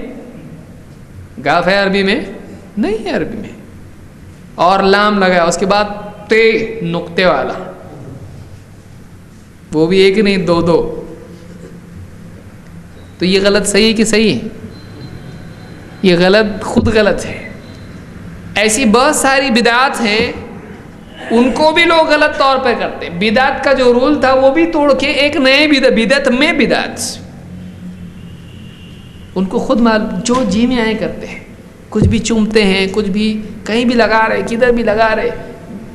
ہر بدعت جو ہوتی ہے یہ یونیورسل نہیں ہوتی ہے، لوکل ہوتی ہے. سنت یونیورسل ہوتی ہے. سنت کہیں بھی آپ جاؤ سنت ہے، وہ اس کا ایک ہی طریقہ ہے. بدعت کیسی ہوتی؟ لوکل ہوتی ہے، اس کے کئی ورژن الگ الگ ہوتے ہیں. ہر علاقے میں آپ دیکھیں، مثال اس کی شادی ہے کہ آپ روزہ رکھنے کی دعا، پونا کی آپ دعا سنو، بمبئی کی سنو، ہر علاقے کی جو ہے اس میں الفاظ کم زیادہ ہوتے رہتے ہیں. کیوں؟ بنایا ہوا ہے. اب جس نے بنایا اس نے اپنے حساب سے بنایا. ناپ لے کے کسی کے کپڑے آپ بناؤ گے تو اس کا ایک ناپ رہے گا، ہر ایک کا ناپ الگ رہے گا. تو بدعات ہر علاقے میں الگ ہوتی ہے، اس میں اپنے اعتبار سے ہر آدمی کچھ نہ کچھ ایڈ کرتا ہے. تو تعزیہ آپ دیکھیں، سین دیکھیے جا کے آپ کیا کیا ہوتا ہے وہاں پہ. اسلام کا جنازہ نکالا جاتا ہے اس میں شرک، کفر، بدعت، خرافات، دوسری قوموں کی مشابہت سب ملے گا آپ کو. اور آپ کو ملے گا غیر مسلم بھی وہاں آتے ہیں. کیوں؟ ان کو نیا دکھ رہا نہیں کچھ اس میں، ان کو ایسا نہیں دکھ رہا ہے مسلمانوں کا ہے اپنا نہیں ہے، ان کو اپنی جیسے ہی بالکل. یہ بھی تو پوچھ رہے ہیں نا کسی کو، ہم پوچھتے ہیں تو ان کے تو عقیدہ ہے کہ کئی لوگ ہیں، ایک نہیں انیک ہے، ہر چیز میں معبود ہے. تو وہ تو یہی سمجھ کے آتے ہیں کہ دیکھو اپنے ایسے ہی کر رہے ہیں لوگ. یہ بھی جیسے فلاں دھرم میں دیوی دیوتاؤں کی پوجا ہوتی ہے، یہاں ان کے یہاں بھی ایسے ہی ہو رہا ہے. اور انسان اپنے مسائل کے حل کرنے کے لیے کہیں بھی جھکنے کے لیے تیار ہوتا ہے. جو پیڑ پودوں کے آگے جھکنے کے لیے تیار ہوتا ہے، اس کی کیوں نہیں جھکے گا؟ جو اتنے پیار محبت سے بنایا ہوا ہے ایک دم ڈبونے کے لیے. تو حضرت علی آتے ہیں اس کے اندر اور لوگوں کے مسائل سالو کر کے ایسا چلے جاتے ہیں. پھر اگلے سال آتے ہیں وہ، اور سال بھر میں یہ پورے دین کی بلی دے دیتا ہے. نہ نماز میں دکھتا، نہ روزے اس کی زندگی میں دکھتے ہیں، نہ اس کی زندگی میں کچھ ہوتا ہے. اس کی زندگی میں صرف تعزیہ ہوتا ہے. تو اس کی تعزیت کے لیے جانا چاہیے کہ کیا ہو گیا تیرے کو، اس کے غم کے طور پر سمجھانے کے لیے. اس کے غم میں تیری دینداری کہاں گئی؟ آئی تھی وہ بھی غلط آئی تھی، اور وہ بھی گئی تو پورے سال بھر کے لیے گئی. تو یہ جو چیز ہے تعزیہ وغیرہ، یہ سب خرافات ہیں، یہ سب غلط چیزیں ہیں. کسی کی قبر بنانا، ڈپلیکیٹ کاپی اس کی بنانا اسلام میں جائز نہیں ہے. کہاں سے آیا ہے اسلام میں؟ جھوٹ، دھوکہ ہے. نہیں دھوکہ ہے یہ. لو یہ قبر حضرت حسین کی، کیا تو کعبہ کوئی بنایا تو صحیح ہے؟ اپنے گھر میں کعبہ لوگ آ رہے، کعبہ کے آگے جھک رہے. کعبہ تو اوریجنل ہے نا، جس کے اطراف مسلمان جمع ہو کے نماز پڑھ رہے ہیں، اس کی طرف رخ کر کے نماز پڑھ رہے ہیں. اس کعبے کا ایک ماڈل ایک آدمی بنا لے اور لوگ آ کے اس کا طواف کریں، اس کو چومیں چاٹے، اس کے پردے سے گڑ گڑا کے رونا شروع کریں. کیا کریں گے؟ علماء فتویٰ نہیں دیں گے اس کا. تعزیہ والے کیا بولیں گے کہ غلط کام کر رہے بہت. دو کعبے رہتے کیا؟ کعبہ تو اپنا ادھر ہے نا مکہ میں. تو وہی تعزیہ والا بولے تو یہ قبر کہاں سے لایا تو ڈپلیکیٹ؟ اور ایک ہو تو ہر بستی میں ایک ایک قبر. تو کتنے تھے حضرت حسین اور کتنے حضرت علی؟ اس میں بھی حضرت علی آئے ہوئے ہیں اور اس میں بھی حضرت علی آئے ہوئے ہیں. فلانی بستی جو ہے پڑوس کی، اس کے تعزیے میں جو ہے وہ کون ہے؟ وہ بھی حضرت علی ہے. 2 in 1، یہ 1 in 2 ہو رہا. اس میں بھی وہ، اس میں بھی وہ. تو یہ کیا ہے؟ کبھی اپنے بیٹوں میں نہیں آئے اپنی وفات کے بعد میں. اس میں آئے جو کسی اعتبار سے لائق نہیں، اس کے گھر میں وہ لائق نہیں مانا جاتا، ایسا ہی رہتا اکثر وہاں پہ. تو یہ کیا ہے؟ مطلب اس کو کتنا بیان کیا جائے اور کتنی اس کی قباحت کا تبصرہ اس پہ کیا جائے. یہ مسلمان کرتا ہے، وہ قوم کرتی ہے جس کو توحید کا ذمہ دار قرار دیا گیا ہے، جس کو ذمہ داری ملی ہے دوسری قوموں کو شرک سے نکالنے کی. آج وہ یہ کام کر رہا ہے کہ جس پر سر جھک جائے لوگوں کا، اور ایسے ایسے کام کرتے معلوم نہیں. یعنی کچھ لوگ ضربیں ڈالتے ہیں، یہاں سے ڈال کے یہاں سے نکالتے ہیں، اور کیا نہیں کرتے ہیں خرافات سے، ناچتے گاتے سب کچھ کرتے ہیں. تو بہرحال یہ تعزیہ منانا اس کا اسلام سے کوئی تعلق نہیں ہے، نہ اسلام سے اس کا کوئی تعلق ہے. اسلام کا بھی اس سے کوئی تعلق نہیں ہے. یہ خرافت ہے اور یہ شرک ہے.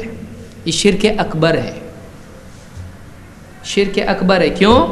اس لیے کہ اس کو بطور معبود ہی. اب بتائیے بت میں اور اس میں فرق کیا ہے؟ آپ کوئی فرق بتاؤ اس میں کیا سٹرکچر کا فرق ہے؟ تو وہ تو بتوں میں خود ہوتا ہے. سارے بت ایک جیسے ہوتے ہیں، سائز میں، شیپ میں، کلر میں، اور اس کے ڈھانچے میں. کتنے سارے بت دنیا میں پھیلے ہوئے ہیں.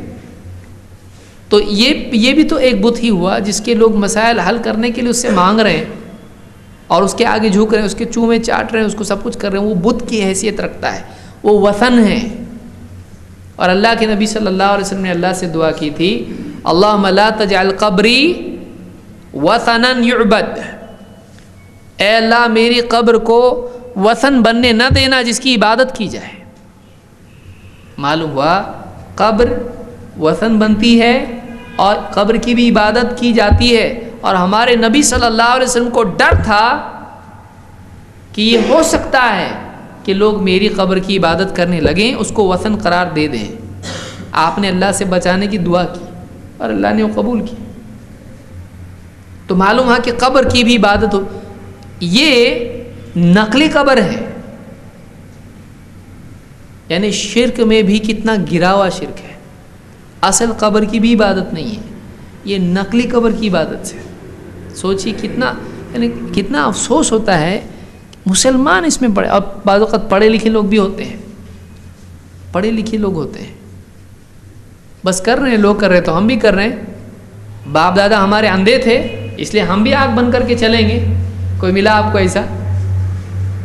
بھائی میرے والد صاحب نابینا تھے، زندگی بھر دیکھ کے نہیں چل پائے، لاٹھی کا سہارا لے کے چلتے تھے. ہم تو باپ دادا کے طریقے پہ ہیں، ہم کیا کریں گے؟ ہم بھی لاٹھی لے کے چلیں گے آنکھ بند کر کے. کوئی ملا ایسا آپ کو زندگی میں؟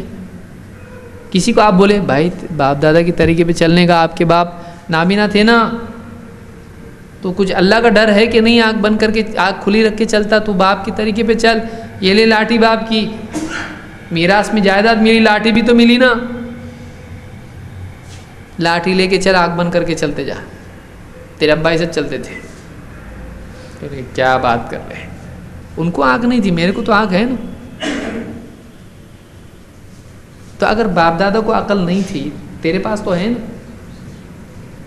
اگر ان کے پاس علم نہیں تھا، اگر ان کے پاس دلیل نہیں تھی، اگر ان تک حق نہیں پہنچا، تیرے پاس تو پہنچا نا.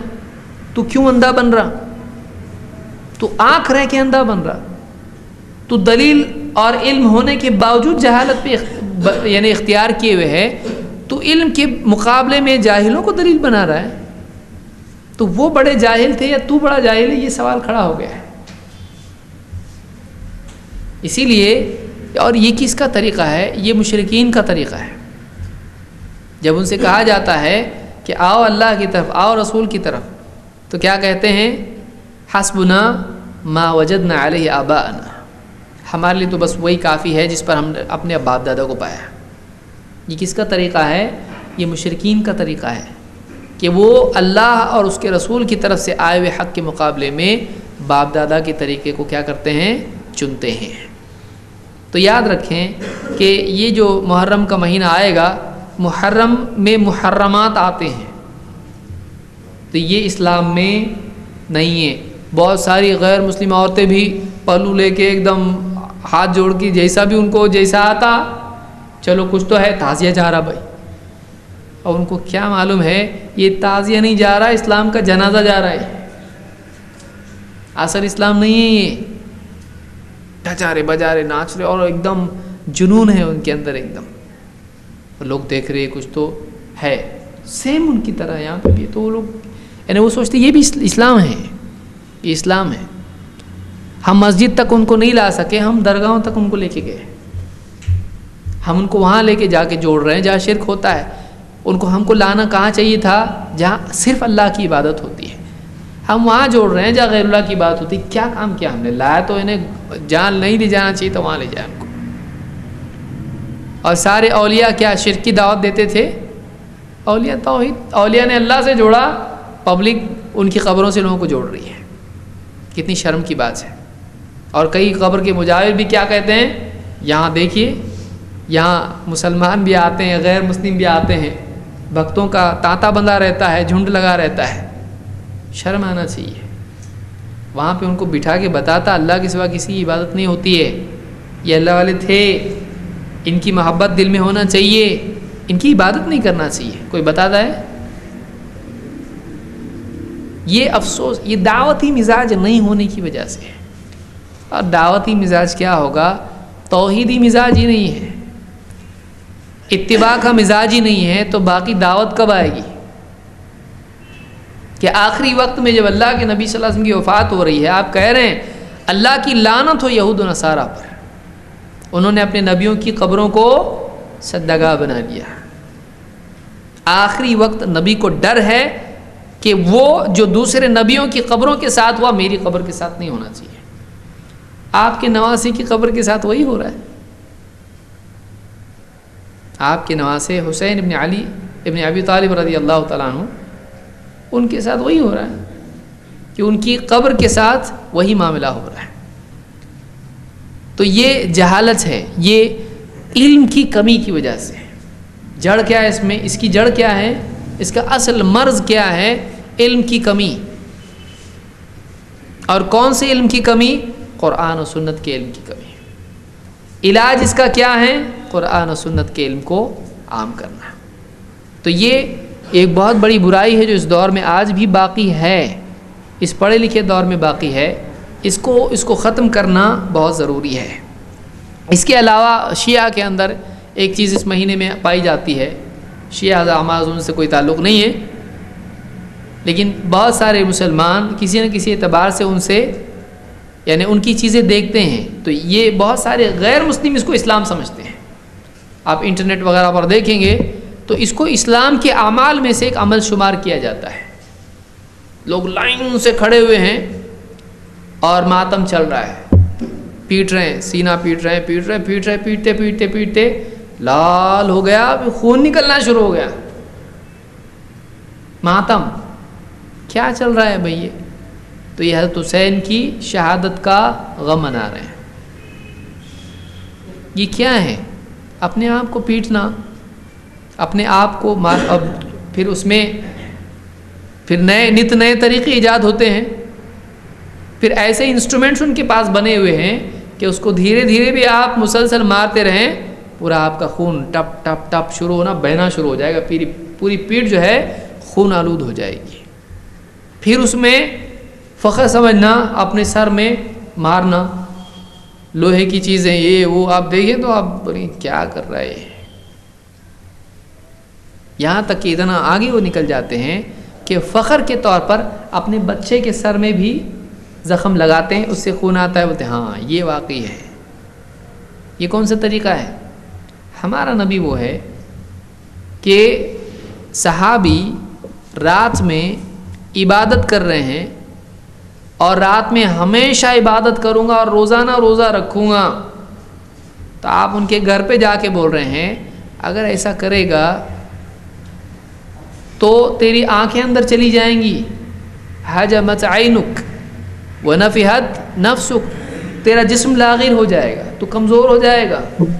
ہمارا نبی تو یہ بھی نہیں کرنے دے رہے ہیں ہم کو، ایسا مت کر۔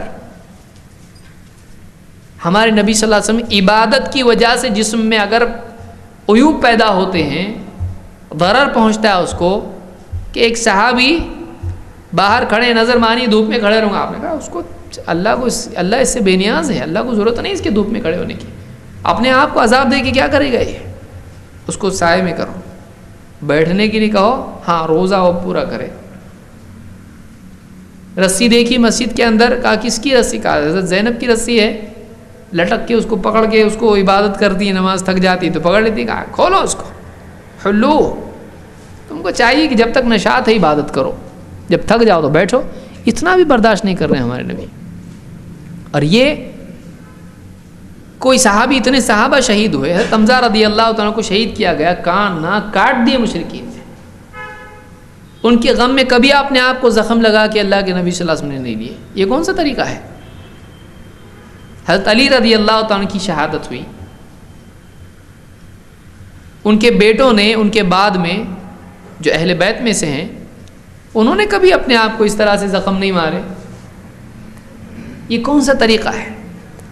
یہ سب خرافات ہیں، یہ غلط طریقہ ہے، یہ اسلام میں نہیں ہے، اسلام میں نہیں۔ اگر ہوتا تو صرف یہ اکیلے شہید نہیں ہوئے ہیں، بہت شہید ہوئے ہیں، کتنے صحابہ شہید ہوئے ہیں۔ ان کے بارے میں کیا اللہ کے نبی صلی اللہ علیہ وسلم صحابہ نے ایسا کوئی طریقہ اپنایا کہ ان کے ماتم میں اپنے آپ کو زخمی کریں اور سینہ پیٹے اس طرح سے کریں؟ یہ جاہلیت کی رسومات میں سے ہے، یہ جاہلیت ہے۔ اللہ کے نبی صلی اللہ علیہ وسلم خود فرماتے ہیں لیس منا من لطم الخدود وشق الجیوب ودعا بدعوى الجاہلیہ، وہ ہم میں سے نہیں ہے جو لطم الخدود، اپنے گالوں پر گال پیٹے، گالوں پہ مار کے لے اس طرح سے، غم کی وجہ سے، ٹینشن کی وجہ سے، اور وشق الجیوب، اور اپنے کپڑے اپنے گریبان پھاڑے، ودعا بدعوى الجاہلیہ، اور جاہلیت کی طرح پکارے، جاہلیت کے الفاظ بولے، جاہلیت کی پکارے، جاہلیت کے کلمات، جیسے جاہلیت میں رو دھو کے کسی کا نام لے کے اس کے نام کی شان بیان کی جاتی تھی مرنے والے کی، کہ ارے تو فلاں تھا، تو کیسے چلا گیا، ارے تو فلاں تھا، اب ہم کیا کریں گے، ارے تو ایسا تھا، اور اس کی شان بیان۔ جاہلیت میں ایسا ہوتا تھا کہ اس کا مرثیہ اس طرح سے اس کے کمالات بیان کر کے لوگ روتے تھے، اور یہ مستقل یعنی عمل کرنا پڑتا تھا، نہیں کہ تو غلط ہوا۔ اور آج بھی بہت سارے علاقوں میں ایسا ہوتا ہے، پیڈ رونے والے ہوتے ہیں، رونے والیاں ہوتی ہیں، راجستھان وغیرہ میں آپ دیکھیے ایسا ہوتا ہے، وہاں کی ایک مسلسل رسم اس طرح کی مانی جاتی ہے کہ وہاں پر عورتیں کرائے سے لائی جاتی ہیں رونے کے لیے، وہ ایسا روتی ہیں کہ جس کو رونا نہیں آ رہا وہ بھی رونا شروع کرتا ہے. سوچیے یعنی جھوٹ اتنا پاورفل کبھی ہوتا ہے کہ ہاں نہیں رونے والے کو رلا رہا ہے. اور آپ شیعہ کے ہاں آپ مجلس میں آپ دیکھیں وہ ایسا ماتم کا ایک موسم بنا لیتے ہیں. دیکھیے غم ایک اپنی جگہ چیز ہے، حسین رضی اللہ تعالیٰ ہو یا کوئی بھی اور صحابی اور کوئی اور مسلمان ہو، چاہے پچھلے زمانے کا ہو یا آج کے زمانے کا ہو، اس کو اگر اس پر ظلم ہوا ہو اور اس کو ظلماً قتل کیا گیا ہو، شہادت اس کی ہوئی ہو، دل میں غم تو ہر آدمی کو رہے گا. کیا ہمارے دل میں غم نہیں ہے؟ کیا ہم کو برا نہیں لگتا ہے کہ اللہ کے نبی صلی اللہ علیہ وسلم کے نواسے کو، اتنے چہیتے کو قتل کر دیا گیا؟ ہم کو بھی غم ہے، لیکن غم نبی کی طرح مناؤ. اور منانا تو ہے ہی نہیں اسلام میں. منانا میں سے اعتبار سے کہہ رہا ہوں کہ اظہار غم. اللہ کے نبی صلی اللہ علیہ وسلم کے گود میں بچہ ہے، اپنا بچہ ہے ابراہیم، اور دم توڑ رہا ہے اور آپ کی آنکھوں سے آنسو نکل رہے ہیں اور آپ کیا کہہ رہے ہیں کہ دل غمگین ہے اور آنکھوں سے آنسو بہہ رہے ہیں اور تمہارے غم میں اے ابراہیم ہم بہت غمگین ہیں، لیکن ہم زبان سے وہی کہیں گے جس میں اللہ کی رضا ہو. ہمارے نبی نے ماتم کیے نہیں کیے. تو یہ کس کا طریقہ ہے؟ یہ جاہلیت کے زمانے کی چیز ہے جو آج اس طرح سے لوگوں میں آئی ہوئی ہے. تو آپ نے خود فرمایا، بخاری مسلم کی حدیث ہے، وہ ہم میں سے نہیں ہیں جو گال پیٹے، کپڑے پھاڑے اور جاہلیت کی پکارے ہیں. اور اسی طرح سے آپ نے ایک حدیث میں فرمایا کہ صوتان ملعونان فی الدنیا والآخرہ، دو آوازیں ہیں جو دنیا اور آخرت میں لعنت کی حقدار ہیں. ملعون آوازیں ہیں. کون سی آواز ہے؟ مزمار عند نعمت ورنت عند مصیبہ. مزمار میوزک، خوشی کے وقت میں میوزک، اس پر لعنت ہے اللہ کی طرف سے. مزمار عند نعمت اور ورنت عند مصیبت، اور مصیبت کے وقت میں رنہ یعنی ماتم کرنا، ماتم کرنا. تو مصیبت کے وقت میں ماتم کرنا یہ اللہ کے نزدیک کیا ہے؟ غم کے وقت میں ماتم کرنا اللہ کے نزدیک ملعون چیز ہے. یہ دو آوازیں ملعون ہیں. تو اس کو امام البزار نے نقل کیا اور یہ روایت حسن درجے کی ہے، صحیحہ وغیرہ میں شیخ الالبانی نے اس کو ذکر کیا ہے. اسی طرح سے محرم میں لوگ چونگے بناتے ہیں. یہ کون سا چاند والا فوڈ اسلام میں آیا؟ چونگے.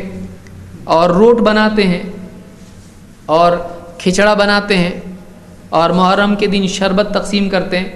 شربت میں کوئی برائی نہیں ہے، نہ چونگے میں کوئی برائی ہے، لیکن چونگے کا محرم سے کیا تعلق؟ بھائی آپ محرم کو چونگے بنا رہے آپ اور روٹ بنا رہے آپ، اور آپ کو پانی پلانا ہے. گھر میں باپ کو پانی مانگا تو جا کے پلاؤ. سارے گاؤں کو پلا رہے ہیں، باپ مانگتا کوئی پانی پلاتا نہیں اس کو، ہے کہ نہیں؟ ذرا پانی لے کے آ رہے، اب پاؤں ٹوٹ گئے آپ کے، دو ہیں، جوڑی سے ہیں، جا کے لینے نہیں آتا. میں فٹ بال کھیل کے تھک کے آیا ہوں، ابھی آپ کو دکھائی نہیں دے رہا.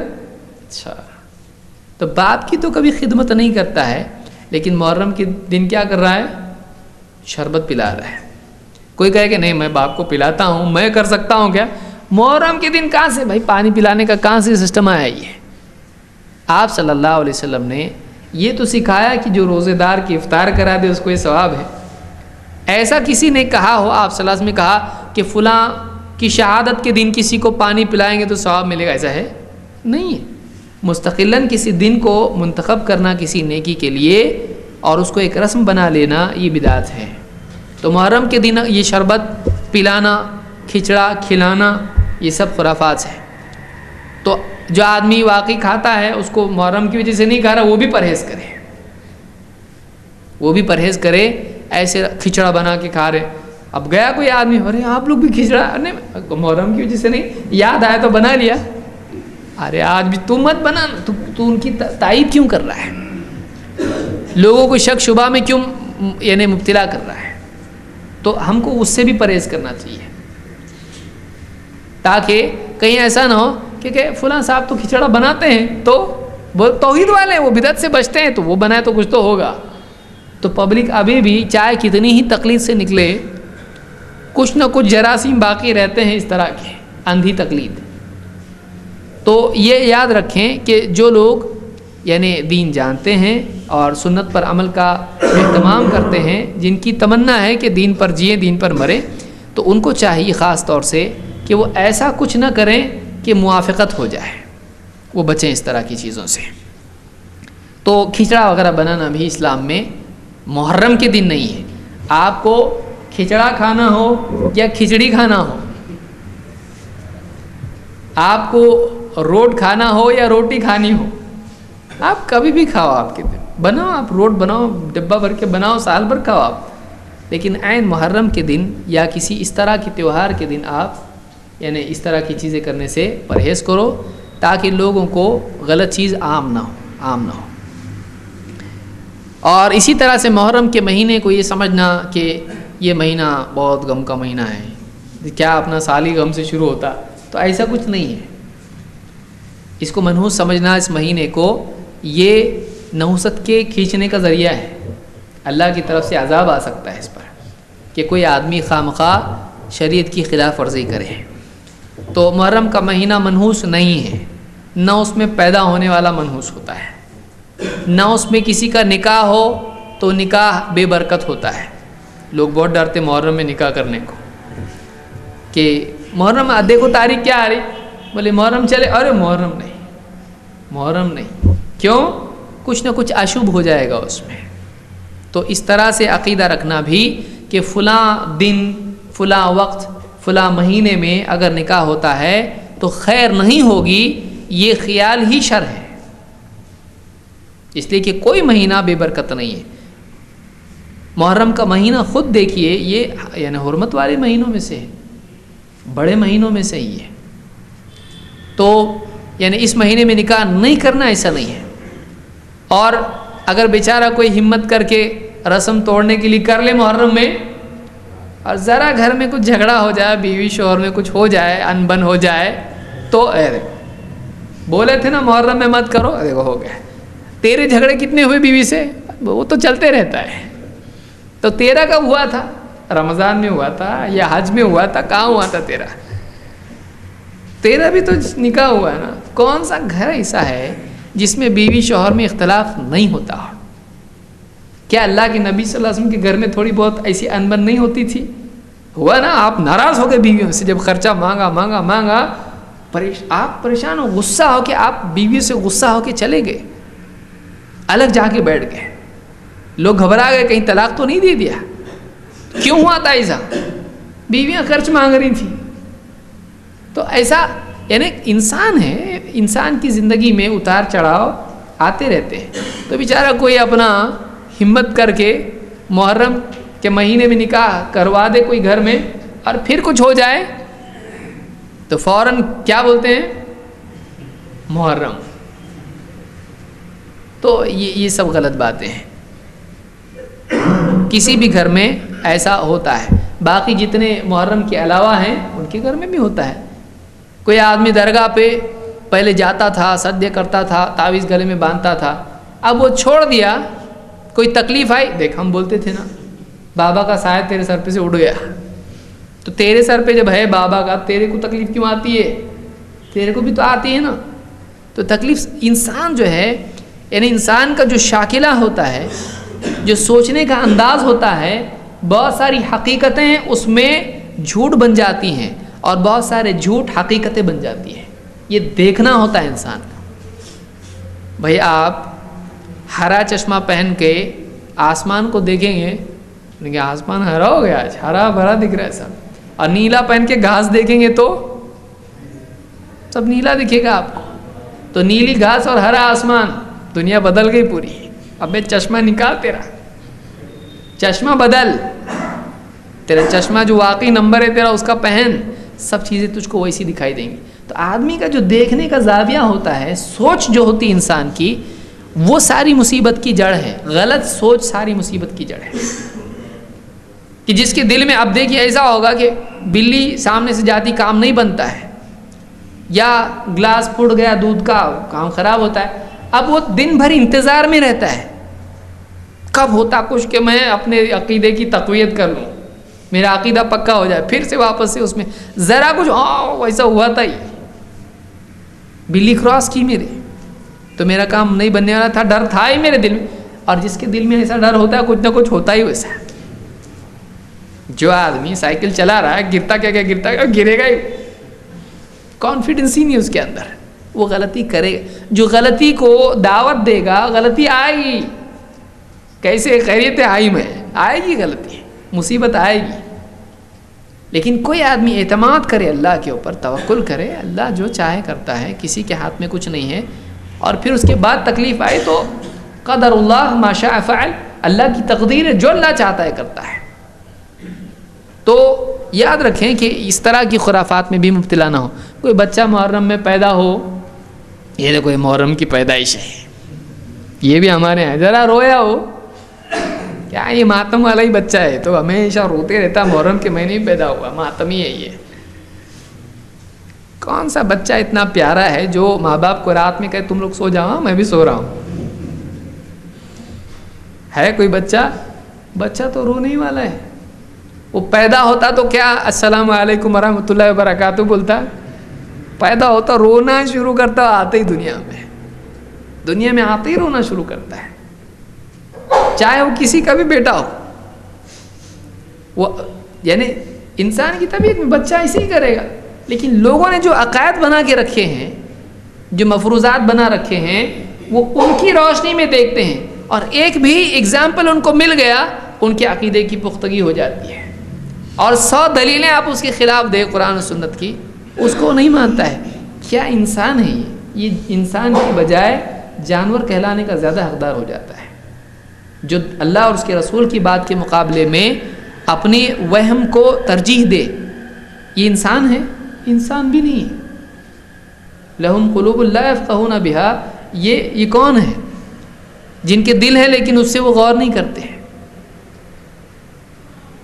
تو یہ جانوروں کی طرح، اسی لیے اللہ نے آخر میں کہا کہ اولئک کالانعام بل ہم اضل، یہ چوپایوں کی طرح ہیں بلکہ ان سے بھی گئے گزرے ہیں، ان سے بھی زیادہ بھٹکے ہوئے بتکے ہوئے ہیں. تو یہ ہمارے جو سماج میں اس طرح کی توہمات اور خرافات پھیلے ہوئے ہیں، ان کو ہم کو صاف کرنا چاہیے، لوگوں کے ذہن صحیح کرنا چاہیے. سائنس کے دور میں لوگ نکل رہے اس سے، اور جو توحید کا دور 1400 سال پہلے نکال دیا اسلام نے، اب تک مسلمان نہیں نکلے اس سے. کئی لوگ جو جانوروں کی عبادت کرتے تھے وہ نکل رہے اس میں سے سائنس کی بنیاد پر. اور یہ لوگ، یہ محمد صلی اللہ علیہ وسلم کا ماننے والا، یہ قرآن کا اور یعنی رسول کے فرمان کا ماننے والا، اسلام کا ماننے والا، یہ مسلمان نکلنے کو تیار نہیں، اسی میں پڑا ہوا ہے ابھی تک. کتنے افسوس کی بات ہے، کتنا تکلیف ہوتی ہوگی دیکھنے والوں کو. تو بہرحال یہ بھی اسلام میں نہیں ہے اور یہ سب خرافات ہیں. کچھ روایتیں ایسی بھی آئی ہیں کہ من اکتحل بالاثم یوم عاشورا لم یرمد ابدا، جو آدمی عاشورہ کے دن اسمد کا سرما لگائے گا وہ کبھی کبھی کبھی اندھا نہیں ہوگا. تو یہ حدیث بیہقی نے شعب الایمان میں ذکر کی ہے. تو عاشورہ کے دن سرما لگانا اس کی کوئی فضیلت نہیں ہے. اس کی سند میں جویبر ہے، یہ راوی ہے، اس کے بارے میں علماء نے کہا کہ جویبر راوی ضعیف ہے. اور ابن حجر کہتے ہیں وہ اسناد واہن، یہ سند واہیات ہے ایک دم، یعنی سخت ضعیف ہے. اسی لیے شیخ امام سخاوی کہتے ہیں کہ قلت بل ہوا موضوع، یہ حدیث گھڑی ہوئی حدیث ہے. کون سی حدیث؟ کہ جو عاشورہ کے دن سرما لگائے گا اس کی آنکھیں کبھی، اس کا نور کبھی کھوئے گا نہیں. تو یہ روایت جھوٹی روایت، صحیح روایت نہیں ہے. اسی طرح سے ایک روایت اس بارے میں بیان کی جاتی ہے، من وسع علی عیالہ فی یوم عاشورہ وسع اللہ علیہ فی سنتہ کلہا، جو عاشورہ کے دن اپنے گھر والوں پر دسترخوان وسیع کرے گا یا خرچ میں وسعت ان پر کرے گا، خوب ان پہ خرچہ کرے گا، تو اللہ تعالیٰ سارے سال بھر اس کا خرچہ یعنی اس کے مال میں برکت دے گا، اس کے مال میں وسعت دے گا، اللہ بھی اس کے اوپر وسعت کرے گا۔ یہ طبرانی نے اوسط میں اور بہقی نے شعب الایمان میں روایت ذکر کی، یہ بھی ضعیف ہے۔ کیوں کہ اس میں ایک راوی ہے حیثم، اس کے بارے میں ابن حجر کہتے ہیں اپنی کتاب امالی میں، اتفقوا علی ضعف الحیثم وعلی تفردہ بہ، سارے محدثین کا اتفاق ہے کہ حیثم نام کا راوی جو اس سند میں ہے وہ ضعیف ہے، سارے محدثین اس کے ضعیف ہونے پر متفق ہیں۔ تو یہ کسی بھی اعتبار سے کسی بھی طریق سے روایت صحیح نہیں ہے، تو اس سے بھی معلوم ہوا کہ یہ روایت صحیح نہیں ہے۔ تو لہٰذا اس مہینے میں محرم میں جیسے نارملی آدمی رہتا ہے ویسا رہے، عجیب و غریب حرکتیں نہ کریں، اور اس میں بس اتنا ہے کہ ایک آدمی زیادہ سے زیادہ کیا کرے گا، روزے رکھے گا۔ 9 اور 10 کا روزہ ہے، اس کا اہتمام کریں۔ آنے والا میں سمجھتا ہوں سنیچر اور اتوار، یہ 2 دن ہیں جن میں یہ روزہ رکھا جائے گا۔ کسی کا 9 چھوٹ جائے تو وہ 10 کا روزہ رکھے، 11 کا نہ رکھے، یہ زیادہ بہتر ہے، کیونکہ اس کی کوئی دلیل نہیں ہے۔ کوئی رکھتا ہے 11 کو، کوئی حرج نہیں ہے۔ میں اس اعتبار سے کہہ رہا ہوں کہ بعض اوقات خواتین کے لیے مسئلہ پیش آتا ہے کہ وہ حیض کی حالت میں ہوتی ہیں اور ایک پہلا دن چلا جاتا ہے، پھر وہ کیا کرتی ہیں، 10 کا بھی نہیں رکھتی ہیں۔ تو ایسا نہیں کرنا چاہیے، جس کا 9 چھوٹ جائے وہ 10 کو روزہ رکھے، اور اگر 11 کو رکھتا ہے تو کوئی حرج نہیں، لیکن بہتر یہ ہے کہ 9 اور 10 ہی کا رکھے، اور اگر 9 چھوٹ جائے تو 10 کا رکھے۔ تو اس اعتبار سے یہ چیزیں کچھ تھیں جو محرم کے تعلق سے ہیں، اور جو خرافات ہوتی ہیں مسلمانوں میں محرم کے مہینے میں، ان سے بھی بچنا چاہیے، لوگوں کو سمجھانا چاہیے۔ اللہ تعالیٰ ہم کو سمجھنے کی توفیق عطا فرمائیں، اور خرافات سے، شرکیات سے، بدعات سے ہم سب کی حفاظت فرمائیں۔ اقول قولی ھذا واستغفر اللہ لی ولکم۔